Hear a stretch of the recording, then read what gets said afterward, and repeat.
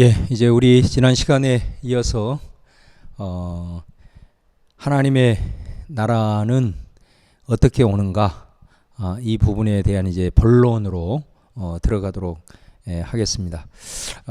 우리가 하나님의 나라는 언제 오는가 라는 부분을 먼저 우리가 살펴보았고, 그 다음에 하나님의 나라는 어떻게 오는가 해서 하나님의 나라는 초월해서 은혜로 온다 라고 하는 이 메시지, 또 초월성과 은혜성이 가지고 있는 그런 신론들을 비교를 통해서, 먼저는 이제 범신론, 그 다음에 이슬람교식의 부재신론, 그러나 우리는 초월하면서도 동시에 내재하시는 삼일체 하나님, 이 부분을 우리가 함께 살펴보았고, 또 세 번째는 하나님의 나라의 은닉성, 필연성, 점진성에 대해서, 그리고 예수님의 하나님의 나라에 대한 가르침을 우리가 살펴보기 전에 당시 예수님 당시에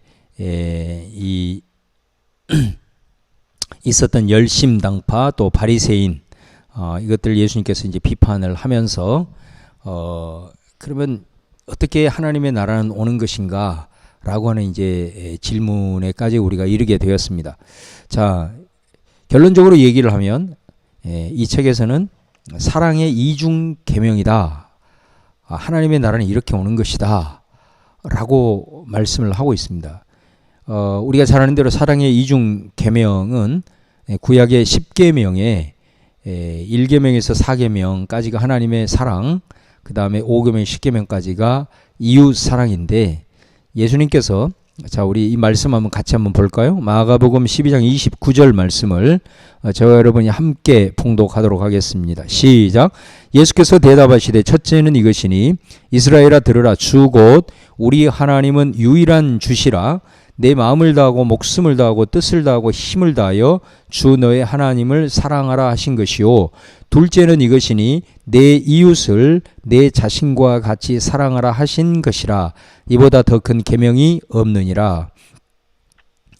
그러니까 예수님께서 말씀하신 이 사랑의 이중 계명, 10계명에 나와 있는 것들을 이 두 계명으로 요약을 하면서도 아주 여기서 중요한 말이 구체화라는 겁니다. 하나님을 사랑하되 어떻게 사랑하라는 거냐? 마음을 다하고 목숨을 다하고 뜻을 다하고 힘을 다해. 엄청난 강조죠. 그러니까 우리가 사랑한다라는 것은 제일 중요한 게 뭐예요? 내 마음이 가는 거잖아요. 내 마음이 누구를 향해 있느냐? 내 마음은 절대로 그 짓을 못합니다. 내 입은 다른 말을 할 수 있어도 내 마음은 우리가 속일 수가 없어요. 내 마음이 지금 어디에 가 있느냐 라고 하는 부분들, 그래서 마음을 다하는 것, 그 다음에 내 생명까지라도 바쳐서 내가 하나님을 사랑할 수 있느냐, 그 다음에 뜻과 내 모든 힘, 전심으로 하나님을 사랑하는, 그러니까 하나님 사랑에 대한 구체적인 그런 수식어구들이 4개나 나오면서 엄청난 강조를 나타내 보이고 있고요. 그 다음에 이웃을 사랑하라 라고 하면서 여기서는 내 자신같이 이렇게 이제 강조를 하고 있다라는 거죠. 그래서 물론 이제 이런 말씀들이 구약 성경에도 진술이 되어 있지만, 특별히 10계명에 나타난 하나님 사랑과 이웃 사랑에 대한 것들을 우리가 어떻게 더 구체적으로 하나님을 사랑할 것인가에 대한 말씀을 이렇게 하고 있습니다. 그래서 예수님께서 하나님의 나라를 우리에게 가져오셔서 또 선포하시는데, 그 하나님의 나라는 사랑의 이중 계명으로 오는 하나님의 통치에 적극적으로 순종함으로 이 땅에서 현재 실현된다라는 것입니다. 자, 하나님의 나라가 어떻게 오는가? 하나님의 나라가 어떻게 오는가? 하나님의 나라가 왔다는 걸 우리가 어떻게 알 수 있냐? 라는 것은 사랑의 이중 계명을 통해서 알 수 있다는 거죠. 그래서 사랑의 이중 계명, 하나님을 마음을, 목숨을, 뜻을, 힘을 다해서 사랑하는 모습과 그 다음에 이웃을 내 자신같이 사랑하는 이 모습이 곧 하나님의 나라, 다른 말로 말하면 하나님의 통치 이념이다. 이념의 핵심이다. 통치 이념이 실천되는 그곳이 곧 하나님의 나라가 임한 것이다 라고 이제 말씀을 하고 있는 거죠. 자, 여러분 보십시다. 하나님의 나라에서 하나님은 우리에게 말씀하세요. 하나님을 사랑하고 이웃을 사랑해라. 자, 그런데 사탄의 나라, 이 사탄은 뭐라고 얘기하냐면 하나님을 사랑하라 라는 게 아니라 네가 하나님 되라 이렇게 말하죠. 또 이웃을 사랑하라 이 말을 하는 게 아니라 너 능력으로 행복을 확보해라. 그러기 위해서 어떻게 하라는 거예요?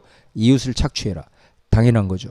우리 힘으로 내 안녕과 행복을 확보하기 위해서는 반드시 내가 가지고 있는 힘을 가지고 다른 사람의 것을 착취하지 아니하면 우리가 행복을 확보하기란 쉽지 않습니다. 내가 지금 가지고 있는 것에 만족할 사람은 아무도 없는 거죠. 그래서 사람들은 더 확보하기 위해서 엄청난 경쟁과 또 갈등과 결국은 억압과 착취를 마다하지 않는 이런 흐름으로 간다는 거예요. 그래서 하나님의 사랑 반대는 다른 말로 말하면 우상숭배입니다. 우상숭배. 그죠? 하나님을 사랑해야 되는데 하나님만 사랑해야 되는데 하나님 외에 다른 것을 사랑하는 것 그것이 이제 결국은 우상숭배이죠. 그러나 이 우상숭배 중에서 가장 커다란 우상숭배는 결국 만몬숭배라고 할 수 있습니다. 재물이라는 거죠. 그래서 이 재물로 자신의 행복을 확보하려는 태도 이것이 우상숭배다라는 것입니다. 아마 이 말씀을 여러분들 듣는 가운데 굉장히 좀 불편하게 느껴오신 분들도 있을 겁니다만은 이거는 엄연한 사실입니다. 그래서 사실은 우리가 모든 우상이라고 하는 것은 인간이 자기 필요에 의해서 만들어낸 거고 그 필요에 따라서 사실은 거기에다가 신적인 능력과 의미를 부여하고 그 부여한 것을 오히려 우리가 숭배하게 되는 자 기본적 우상 숭배의 마음은 뭐냐면 내 자신이죠. 사실은 내 자신입니다. 내 자신의 유익입니다. 그거를 위해서 우상을 만드는 거죠. 그리고 그 우상에다가 어떤 신적인 속성을 부여함으로써 자기의 어떤 평안 또 자기의 어떤 삶의 확보 이런 것들을 이제 하기 위한 하나의 이제 도구라는 것입니다.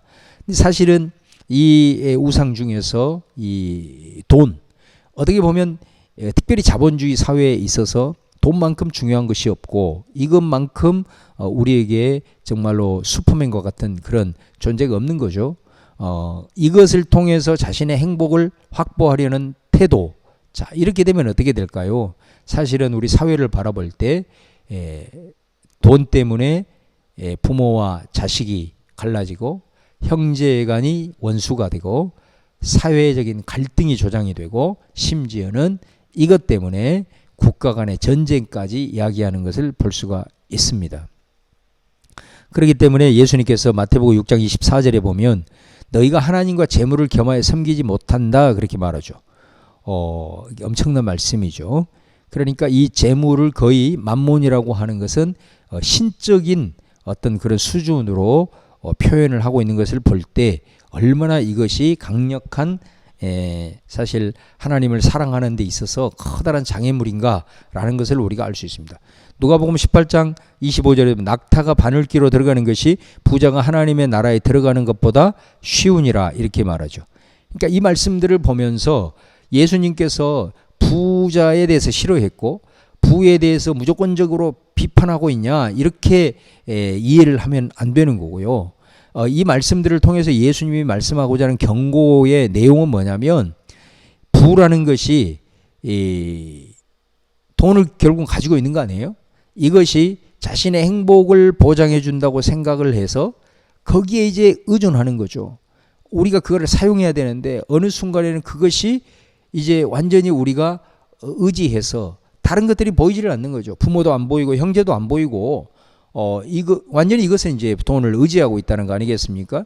그래서 이것이 내 삶을 안전하게 보장해 준다라고 생각을 하니 더 의존하게 되는 거죠. 그래서 이제 그것이 확보가 되어져야만이 나는 더 안전하고 행복하다라고 생각을 하기 때문에 어떻게 됩니까? 결국은 이웃에 대한 관계가 깨어지고 또 그 관계가 깨질 뿐만 아니라 갈등하고 결국은 억압하고 착취하고 사기까지 치고 이런 상태가 되어버린다는 거예요. 이런 자세가 된다라는 것에 대한 경고라는 것을 이제 우리가 알 수가 있습니다. 그러니까 이 재물이 가지고 있는 속성 자체가 얼마나 우리가 하나님을 사랑하는 데 있어서 정말로 큰 위험 요소인가라는 것을 이제 보여주는 거죠. 사실 우리가 인생을 살아가면서 끊임없는 선택의 기로에 우리가 서게 됩니다. 인생의 갈림길에 서게 된다는 겁니다. 다시 말하면 나는 과연 하나님을 사랑하는 걸 선택할 것이냐 아니면 재물을 의지하고 재물을 확보함으로써 내 삶을 확보하는 것을 내가 선택할 것이냐. 항상 우리는 이 상황에서 갈림길에서 선택의 기로에 서 있다는 겁니다.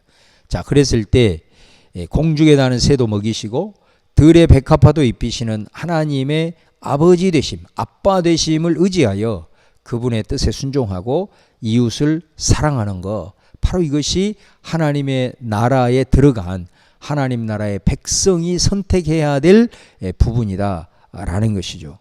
여러분 한번 생각을 해보십시오. 이웃을 사랑하는 이 모습 속에서 우리가 돈이 이웃을 갈라놓고 또 사람들을 착취하고 억압하는 이것이 되는데 우리가 그것이 없으면 또 살아갈 수 없기 때문에 우리는 그걸 이제 의지할 수밖에 없는 거죠. 그런데 우리가 그것을 선택하기보다는 오히려 이웃을 사랑하고 또 하나님의 뜻에 순종하는 것을 선택한다는 것은 바로 하나님께서 내 모든 삶의 부분에 있어서 간섭하시고 채워주신다라고 하는 믿음이 없이는 불가능한 일이다라는 것입니다. 그래서 우리가 이 인생의 갈림길 속에서 끊임없는 이 선택의 기로에 서 있는 우리들의 모습 속에서 말은 우리가 이웃을 사랑하고 또 이웃을 위해서 우리가 뭔가를 해야 된다라는 걸 알지만 실제적으로 돈과 관련이 되어 있고 이 부분이 나타나게 되면 정말 우리는 그런 선택을 하기가 쉽지 않다라는 걸 볼 수 있어요. 자, 이 책에 보면 하나의 예가 나오거든요. 컴퓨터 사업가가 있는 겁니다. 이 컴퓨터 사업가가 좋은 프로그램과 또 소프트웨어를 이제 개발을 해가지고 이제 그것을 이제 판매를 하게 될 때에 A라고 하는 사업가는 이것을 팔므로 인하여서 어느 정도 내가 또 내가 살아가는 데 있어서 도움이 돼야 되잖아요. 그래서 그 부분에 대한 것, 그 다음에 또 하나는 이제 이것을 다시 새로운 더 좋은 프로그램을 개발하기 위한 재투자 차원을 거기서 또 덧붙여야 되겠죠. 그리고 이제까지 들어갔던 것, 재료 뭐 이런 것들을 이렇게 다 합산해서 예를 들어서 그 모든 기본적인 것들이 100원이었다면 단가가 100원이었다면 거기에다가 이걸 계산해서 200원으로 판다 이거예요. 그 마음속에는 최소한의 재투자와 그리고 내가 살아가는 최소한의 생계, 자 이것보다도 그것은 이제 기본적으로 하고 이것보다도 어떤 마음을 가지고 있냐면 어찌하든 저렴하게 좋은 품질로 많은 사람들의 이웃의 유익을 먼저 생각하고 있다라는 거죠. 자, 그런데 B라는 컴퓨터 사업가는 이거를 내가 개발을 했기 때문에 이것을 가지고 나는 부를 축적해야 돼. 그렇게 해가지고 B라는 사람은 예를 들어서 2,000원에 그것을 팔았다. 자, 그렇게 했을 때 과연 우리는 어떤 선택이 하나님의 나라의 백성으로서의 선택이겠는가? 라는 그런 예를 통해서 우리에게 이 질문을 던지고 있습니다. 여러분이 한번 오늘 이 말씀을 듣는 가운데 나는 삶을 살아가면서 이런 선택의 기로에 서 있을 때 지금 무엇을 선택하고 선택하는 그 상황 속에서 내가 가지고 있는 기본적인 하나님의 나라의 백성으로서 하나님의 통치를 받고 있는 사람으로서 나는 과연 하나님의 그 통치에 합당한 선택을 하고 있는가? 하나님의 나라의 백성이라고 하면서도 그것과는 전혀 담을 쌓고 여전히 재물을 우상화해서 그것을 가지고 그것을 확보함으로써 내 행복이 확보된다라고 하는 모습으로 살아가고 있는가라는 걸 다시 한번 좀 깊이 성찰해 볼 수 있기를 바랍니다. 여러분, 그렇습니다. 이 사탄의 통치는 인간의 모든 사회를 만인이 만인에게 늑대 노릇하는 소수의 사람만 생존하는 약육 강식의 정글이 되게 한다라는 것입니다. 여러분, 정글 보세요. 정글 가보면 온갖 종류의 동식물들 있지 않습니까? 그곳에서 약육 강식의 사회, 그러니까 항상 거기는 불안한 겁니다. 불안하고 내가 죽이지 아니면 내가 잡혀 먹는 그것이 이제 약육 강식의 정글의 세계 아니겠습니까? 마치 사탄의 통치, 이 돈이 우상이 되는 사회 속에서는 반드시 이런 정글의 세계가 될 수밖에 없다라는 것은 아마 여러분들이 어떤 생각을 하고 있든 간에 이 부분에 대해서는 아마 부인할 수 없을 겁니다. 그러나 우리가 하나님이 내 삶을 책임져 주시고 하나님의 뜻을 행하며 하나님의 통치에 순종하며 나갈 때 내 모든 삶을 그분이 정말로 인도하시고 그분의 방법으로 또한 새 길을 여시고 역사하시고 도와주시는 그 하나님에 대한 의존함이 우리 안에 있다라고 한다면 어떻게 될까요? 그렇습니다. 부를 가지고 오히려 다른 사람을 그것을 위해서 착취하고 살아가는 인생이 아니라 그 부는 비교적 공평하게 재분배되는 역사가 일어날 거고요. 그것을 통해서 경제적 정의가 이루어지게 될 것이고 경제적 정의가 이루어지는 곳에는 사회적인 평화가 찾아온다라는 것을 우리가 알 수가 있습니다. 그렇기 때문에 여러분, 하나님의 나라의 백성이 우리가 소극적 경건을 추구했던 바리새인들의 운동처럼 기껏 뭐 주초 문제나 신경 쓰고 또 주일에 헌금하고 물질 축복을 위해서 기도하는 것으로 이렇게 생각하는 모습으로는 예수님이 말씀하신 진정한 하나님의 나라, 다시 말하면 자유와 정의와 평화와 풍요의 확대라는 이 구원의 역사, 하나님의 나라의 역사를 이 땅 가운데 실현시킬 수 없고 이런 정도의 생각을 가지고 있다라고 한다면 이 땅 가운데 하나님의 나라가 온다는 것은 불가능한 일이다라는 것을 이제 말씀을 하고 있는 거죠. 자, 그렇다면 우리가 어떻게 이 사탄의 통치를 거부하고 하나님을 전적으로 의지하면서 하나님의 나라를 가져오는 이 사랑의 이중 계명을 우리가 받고 또 그 이중 계명에 순종하면서 살아갈 수 있을까요? 자, 그거는 성령으로만 가능하다라는 겁니다. 바로 이 성령은 하나님의 초월에서 오는 힘입니다. 이거는 우리 안에서 나오는 게 아니고 우리 밖에서 하나님께서 그분의 영을 우리에게 부어주심으로써만이 사실은 이 물질이 지배하고 있는 이 세대 속에서 우리가 하나님의 뜻을 선택하고 또 하나님을 전적으로 의지하는 가운데 사랑의 이중 계명을 실천함으로써 하나님의 나라가 온다라는 거죠. 그래서 오늘 이제 제가 한번 이 부분을 읽어보도록 하겠습니다. 그러므로 하나님의 나라는 사랑의 이중 계명 요구로는 하나님의 통치에 대한 적극적인 순종이 없는 바리새적 경건주의에 의해서 하나님의 나라는 실현되지 않고 또 하나님의 초월에서 은혜로 오는 이 성령을 힘입지 않고 단순히 인간적인 어떤 거룩한 전쟁 또 혁명 이런 것들을 벌려서 인간의 힘과 능으로 하나님의 나라를 건설하려고 하는 열심당적 운동에 의해서도 하나님의 나라는 결코 실현되지 않는다. 오직 성령의 힘으로 자기를 주장하려고 하고 그리고 자기가 가지고 있는 것 자기를 의지하려고 하는 자기 의지, 결국 이게 뭐냐면 죄죠. 하나님의 도우심, 하나님을 의지함으로 하나님으로부터 나오는 생명의 능력으로서 우리가 살아가려고 하는 것이 아니라 자기 의지대로 또 자기 힘으로 이 모든 것들을 이루려고 하는, 이게 뭐냐면 결국은 죄의 본질이었잖아요, 여러분. 죄의 본질이 뭐였어요? 하나님을 의지함이 아니라 자기 의지대로 자기 스스로의 힘으로써 뭔가 평화, 뭔가 삶을 확대하려고 하는 그것이 결국은 죄의 본질이었지 않습니까?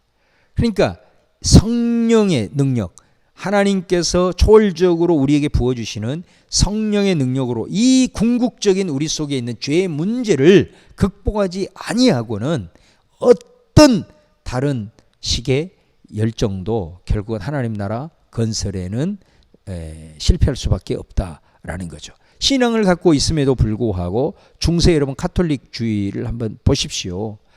그곳에서 정말로 인간의 공로가 들어가고 또 예수 그리스도의 온전한 은혜를 강조하면서도 보이지 않는 공로 또 인간의 어떤 의 이런 것들을 주장하면서 하나님의 나라를 이루려고 했던 중세 시대를 보십시오. 결국은 얼마만큼 인간이 악하게 하나님 자리에서 타락할 수 있는가라는 것을 전형적으로 보여주는 거 아닙니까?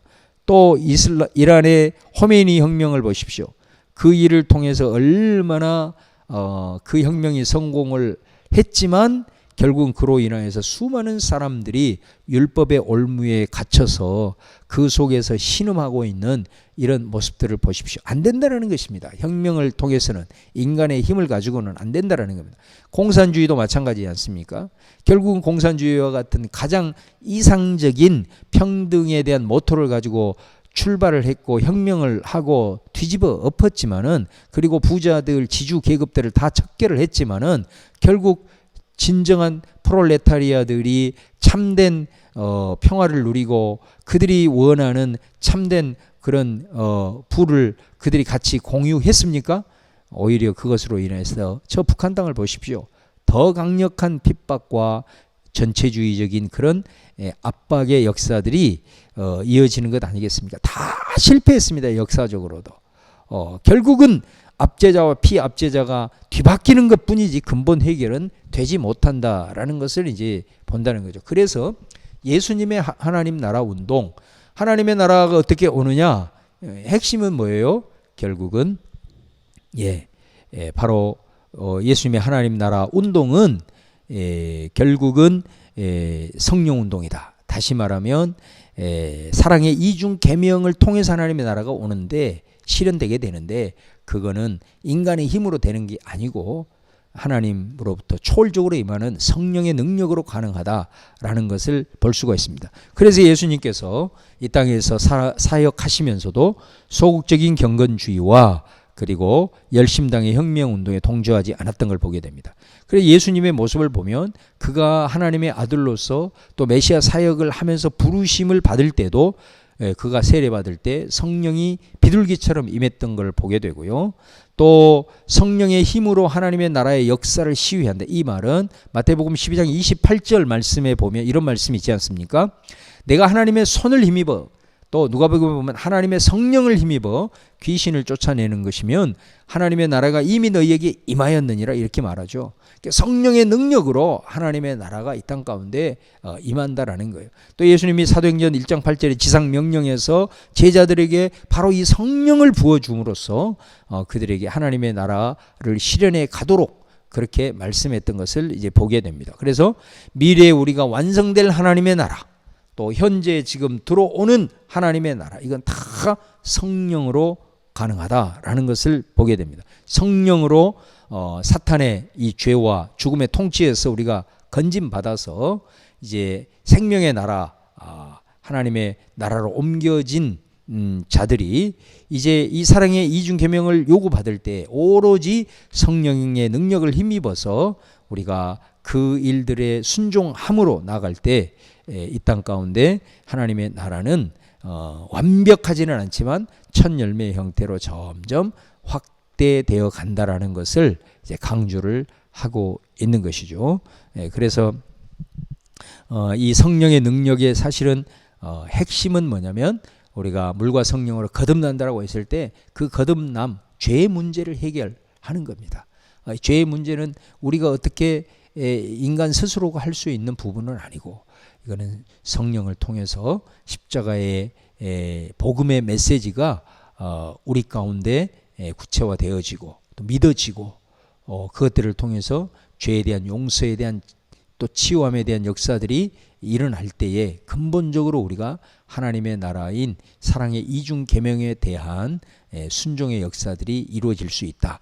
근본적인 인간의 죄의 문제를 성령의 능력으로 극복이 되지 않고는 어떤 인간의 힘과 능력과 노력으로도 하나님의 나라는 실현될 수 없다라는 것을 이제 보여주고 있죠. 자, 5장 넘어가겠습니다. 자, 5장에 보시면 하나님의 나라 선포에 있어서 예수의 의도입니다. 자, 예수는 하나님의 나라를 선포하면서 도대체 뭐를 이루려고 했는가? 예수님은 어떤 의도를 가지고 하나님의 나라 복음을 선포했는가? 자, 답을 보겠습니다. 하나님의 백성을 불러 모아, 그죠? 하나님의 나라로 초청하잖아요. 그 하나님의 나라의 초청이 응답해서 들어오는 자들을 통해서 예수 그리스도를 십자가를 통하여 그들이 하나님의 구원을 힘입고 또 장차 완성될 하나님의 나라 영생을 얻고 그 영생을 이 땅 가운데서도 누리게 하기 위함이다 라는 것입니다. 이것이 바로 예수님께서 하나님의 나라 복음을 선포함으로써 이루려고 하는 예수님의 의도다라는 거죠. 하나님의 백성 불러 모아 예수의 십자가를 통해서 죄의 용서를 통해서 하나님의 구원을 힘입어서 모든 사탄의 나라로부터 벗어나서 하나님의 이제 생명이 그에게 들어감으로 말미암아 완성될 하나님의 나라의 영원한 생명뿐만 아니라 이 땅에서도 하나님의 생명을 누릴 수 있게 하는 것. 자, 이런 의도가 있었다. 그래서 여러분 예수님이 나는 의인을 부르러 온 것이 아니고 죄인을 부르러 오셨다 이렇게 말씀을 하시죠. 마가복음 2장 17절에 자, 여기에 보면 이 말씀의 의미가 뭐냐? 죄인을 부르러 왔다라고 하는 이 말의 의미는 지금 인간의 실존이 완전히 사탄의 통치하에서 죄와 사망 아래에서 신음하고 있다라는 것을 일단 주지를 시키는 겁니다. 그런 죄와 사망에서 내가 너를 건지겠다라고 하는 약속이죠, 이게. 그래서 너희들이 내 초청에 반응을 해서 죄를 회개하고 죄를 회개함으로써 어떻게 되느냐? 사탄의 나라에서 나오는 거죠. 네, 그렇죠? 죄사함이 선언이 되었기 때문에, 그리고 예수 그리스도의 십자가를 통해서 죄사함이 이루어질 거기 때문에 너희들이 이제 회개해야 된다. 회개한다는 것은 그 사탄의 나라에서 우리가 유턴하는 거죠. 자, 그리고 믿음으로 자, 예수 그리스도 구원자 되신 예수 그리스도 나의 죄를 씻는 십자가를 지신 예수 그리스도를 믿음으로써 이제 하나님의 나라로 들어오라. 자, 이것을 위해서 왔다. 이게 죄인을 부르러 왔다라는 의미입니다. 마치 출애굽에 보면은 이스라엘 백성들이 이 바로의 왕국, 사탄을 상징하는 바로의 왕국에서 모세를 통해서 벗어났죠. 그죠? 그들이 벗어났어요. 벗어난 것으로 끝나는 게 아니잖아요. 들어가야 되는 거예요. 가나안으로 들어가야 되는 거예요. 그래서 예수님이 너희들 이 사망과 죄 아래 신음하고 있는 너희들 이제 회개하는 것으로 사탄의 나라에서 출애굽을 하게 되고 이제 예수 그리스도를 믿음으로 하나님의 나라 영적인 가나안에 들어간다라는 것. 그래서 하나님의 나라의 선포는 한마디로 얘기를 하면 하나님의 나라로 들어오라는 초대다라는 의미입니다. 구약에서는 이것을 위해서 모세를 통해서 이스라엘의 12지파가 이제 하나님의 백성이 되었던 것처럼 신약에는 우리 예수님을 통해서 새 이스라엘이죠. 새 이스라엘이 누구예요? 12제자. 12제자를 통한 이제 하나님의 나라의 백성이 이제 출발하는 자, 이런 모습을 볼 수 있고요. 그러면 하나님의 백성을 왜 신약 성경에서는 하나님의 자녀라고 불렀느냐? 자녀는 뭐예요? 아버지께 상속을 받을 수 있는 권한이 있는 사람이잖아요. 그래서 그런 의미입니다. 자녀라는 것은 창조주의 상속자다. 그래서 하나님으로 아버지께 있는 무한한 것들을 우리가 받아 누릴 수 있는 자들이다. 영생을 얻는다라는 거죠. 그런 게 아버지께 있는 것들이 내 안에 들어와 그 생명이 살아 약동하고 생명이 있기 때문에 열매를 맺고 생명이 있기 때문에 살아 움직이는 그런 이 생명을 누리는 그런 의미에서 상속자로서의 영생을 얻은 존재, 바로 이게 이제 하나님의 나라 의 백성인 백성을 하나님의 자녀로 표현한 이유다라는 것입니다. 자, 여러분, 하나님의 자녀들이 이제 자녀 한 사람 한 사람이 모인 공동체가 곧 새 성전 교회입니다. 예수님 당시 때 하나님께서 솔로몬을 통해서 성전을 지었지만은 그 성전의 본질과 기능을 상실을 해버렸죠. 그래서 예루살렘이 바벨론 포로에서 멸망하고 그 후에 다시 재건했지만 예수님 당시에 왔을 때 완전히 예루살렘 성전은 성전의 본질과 기능을 상실해버린 이런 상황에서 이 성전을 헐어라, 내가 다시 일으키겠다라고 하심으로써 본인 스스로가 이제 성전이 되신 거죠.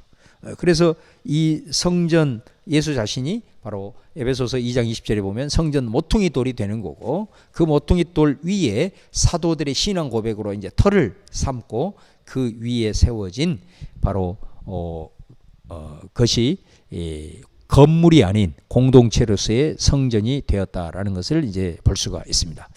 자, 오늘 이제 마지막으로 6장을 살펴보도록 하겠습니다. 6장은 예수는 어떻게 하나님의 백성을 창조하는가입니다. 자, 첫 번째는 하나님의 나라의 복음 선포를 통해서 하나님의 백성을 창조했다.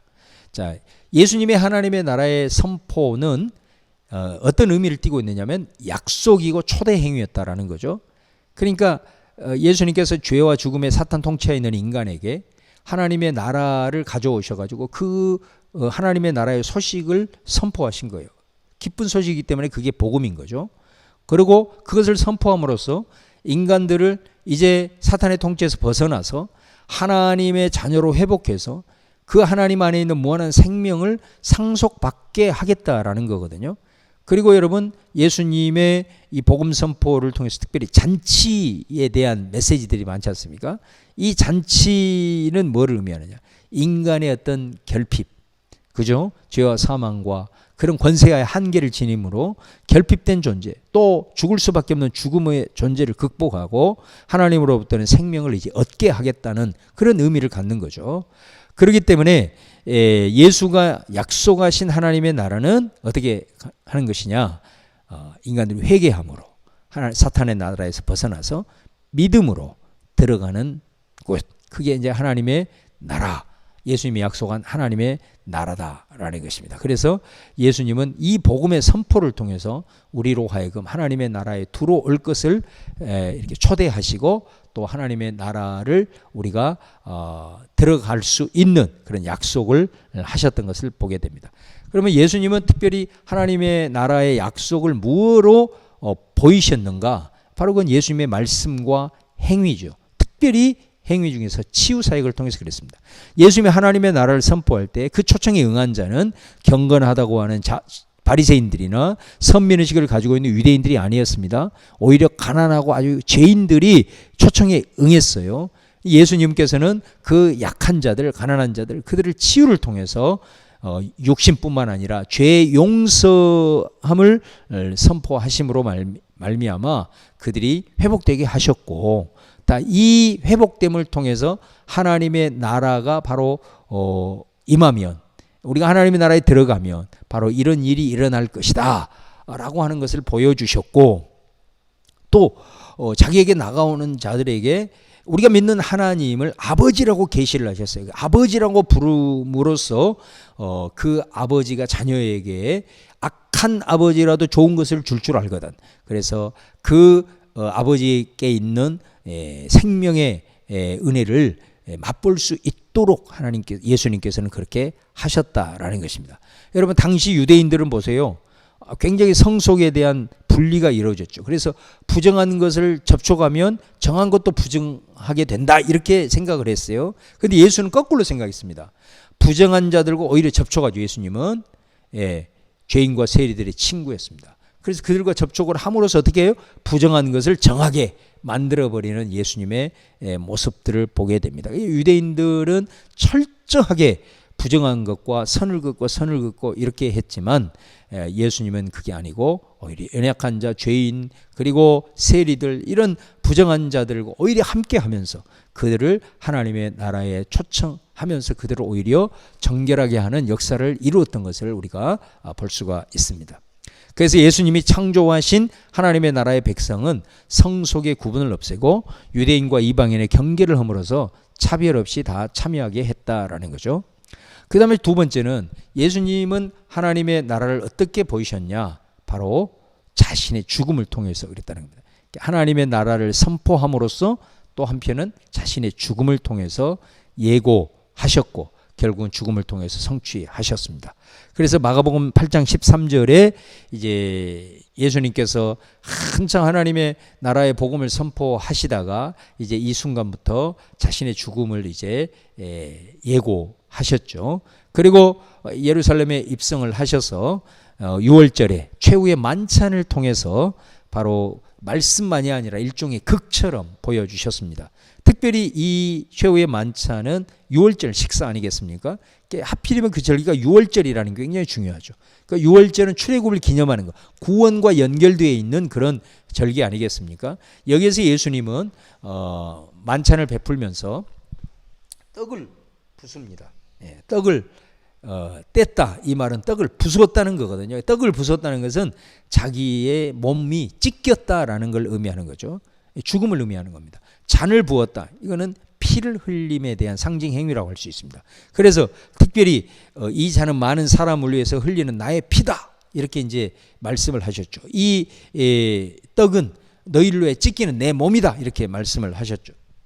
자, 이거는 예수님의 자신이 죽음이 결국은 내가 피를 흘림으로, 내가 죽음으로써 다른 모든 인류의 죄를 씻는 일종의 속죄 제사였다라는 것. 많은 사람을 위해서 흘린 피, 구약에 보면 피로써 죄를 씻잖아요. 그래서 내 흘린 피는 모든 사람들을 위한 속죄 제사였다라는 걸 말씀하고, 또 예수님은 말씀을 하실 때 이것은 새 언약의 피다, 이런 표현을 하죠. 새 언약, 언약의 피라는 것은 이제 출애굽기에 이스라엘 백성들과 하나님이 언약을 맺을 때 그 증거로 언약의 피, 또 예레미야 31장에 보면은 새 언약이라는 말이 나오죠. 내가 너희들과 이제 새 언약을 맺을 것이다 라고 하는 말씀, 이사야 42장 48장에 종의 노래, 이것들을 반영해서 예수님 자신의 죽음은 이제 하나님의 나라의 새로운 백성을 창조하는 새 언약의 제사다라는 거. 그래서 예수님이 자신의 죽음을 통해서 말합니다. 내 죽음은 속죄의 제사고 새로운 하나님의 나라의 백성을 창조하는 새 언약의 제사다라는 것을 이제 말씀을 하고 있습니다. 자, 그렇다고 한다면 예수님의 하나님의 나라의 선포, 그죠? 그 다음에 예수님의 죽으심은 과연 어떤 관계를 갖고 있느냐면 약속과 성취 관계라는 거죠. 예수님의 하나님의 나라의 선포는 뭐냐면 사탄의 통치로부터 이제 완전히 해방된 하나님의 백성 만들어 주겠다, 그죠? 그리고 아버지의 상속자로서 하나님의 생명을 얻고 누리게 하겠다라고 하는 약속이라고 그랬잖아요. 그리고 초청이라고 그랬잖아요. 자, 그런데 죽음은 뭐냐? 예수님의 십자가의 죽음은 뭐를 의미하냐? 예수님이 하신 약속, 또 예수님이 초청에 응하는 그 사람들에게 하신 약속을 성취하는 사건이다. 그래서 실제로 모든 죄를 속하고 새로운 하나님의 나라의 백성을 창조하는 새 언약의 제사로서의 역할을 하게 되었다라는 것을 우리가 볼 수가 있습니다. 자, 오늘 이 복음이란 무엇인가? 하나님의 나라, 예수님이 선포하신 하나님의 나라. 복음은 예수님이 우리에게 증거하신 복음은 하나님의 나라였습니다. 그래서 그 하나님의 나라를 통해서 복음의 메시지를 우리가 하나하나 꼼꼼하게 말씀을 통해서 우리가 함께 점검을 해보았습니다. 자, 오늘 하나님의 나라에 대한 말씀들을 저와 여러분이 이제 함께 나누었는데, 하나님의 나라는 언제 오는가? 그리고 하나님의 나라는 어떻게 오는가? 그리고 하나님의 나라를 선포하시는 예수님의 의도는 무엇이었는가? 그리고 예수님은 하나님의 백성을 어떻게 창조했는가? 결국은 하나님의 나라 복음 선포를 통해서, 자신의 죽음을 통해서 이 둘의 관계는 약속과 성취의 관계다. 여기까지 우리가 살펴보았습니다. 이제 다음 마지막 시간으로 이제 사도들이 선포한 복음에 대해서 우리가 살펴보고요. 바로 예수님이 선포한 복음과 사도들이 선포한 복음에 그러면 어떤 연관성을 가지고 있는가, 이 부분을 마지막 결론으로 다루면서 이 복음에 대한 총 정리를 하는 그런 시간을 갖도록 하겠습니다. 마지막 시간은 대면으로 하는 관계로 온라인으로는 이제 온라인으로는 이제 이게 제공이 되지 않는다는 것을 여러분께서 좀 양해를 해 주시기 바라고, 제가 지금까지 강의한 모든 내용은 이 복음이란 무엇인가 이 책을 거의 그대로 요약 정리해서 설명을 해 드린 거기 때문에 여러분들이 이 책을 오늘 이 강의를 들으시면서 또 잘 읽으시면 여러분에게 크게 도움이 되고 또 복음 안에 든든히 서는 그런 은혜의 역사가 있을 줄로 믿습니다. 자, 지금까지 경청해 주셔서 감사드리고, 또 책을 읽으면서 부족한 부분들은 또 이 강의를 다시 계속 반복해서 들으면서 공부해 나가실 수 있기를 바라겠습니다. 감사합니다.